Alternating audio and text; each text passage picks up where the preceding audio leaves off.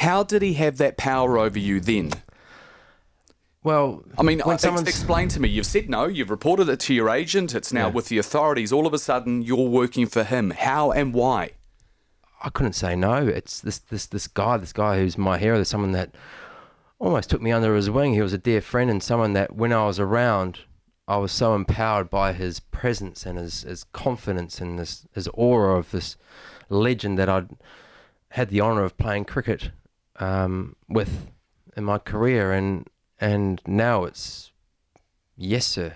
Can we just clarify this for the listeners? You cannot say his name for legal reasons, correct? That's correct. There's an investigation going on at the moment, and as I've stated from last year, I am fully supportive of the procedures of any investigation, and I don't want to see at any point it being compromised. When I heard this particular guy say that, I was his friend and I took him under my wing, yeah, we were friends, but he's not my friend anymore, and he's certainly not my hero anymore. Do you hate him? No, I've learned to forgive. I think that is one of the most powerful tools of actually being able to deal with pain and stress in one's life. You've got to learn to accept bad things can happen. How are you going to deal with it? Accepting it, forgiving, and being able to move on.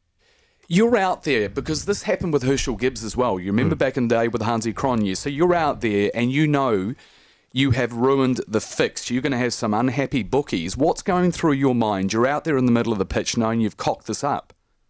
Yeah, well, you've got to face up the next ball in 10 seconds, and the next ball went for 4 with an edge past the keeper. So all of a sudden, the 10 runs have gone next to my name when I'm supposed to be out. What then did your so-called hero say to you after the game, knowing that you had ruined the fix? Yeah, it was more the threat. I've been in the hotel room and there was 3 of us in the room, and this guy grabbing his bat, pacing up and down the hotel room, and then walking over to me with the bat above my head, just spitting and fuming, just literally holding the bat above my head, not following through, but threatening to hit me. Was this the bookie or your hero? This is the hero. This is the person I was working for. Is threatening you with a cricket bat? And said that I'd cost him not $250,000, they cost him millions. Did you fear for your safety at that point? I was broken. All I could think about was, my God, I've let him down. He thinks I'm working for someone else behind his back.